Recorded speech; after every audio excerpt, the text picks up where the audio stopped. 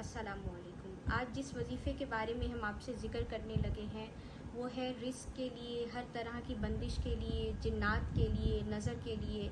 जी हाँ, और ये जो वजीफ़ा है ये ख़ास मुंसलिक है मुहर्रम की 27, 28 और 29 तारीख के साथ। तो ये कुछ इस तरह से आपने पढ़ना है कि आपने अव्वल व आखिर तीन बार दरूद इब्राहिमी पढ़ना है। फिर उसके बाद आपने 170 बार सूरह फातिहा पढ़नी है।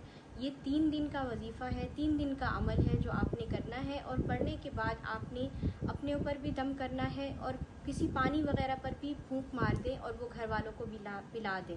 इंशाल्लाह आपके जितने भी मसले हैं, जिन्नात के हों, जादू के हों, बंदिश के हों, रिस्क के हों, उन सब में आसानियाँ पैदा हो जाएंगी। आपके सारी मुश्किलात अल्लाह पाक अपने फजलो करम से दूर फरमा देंगे।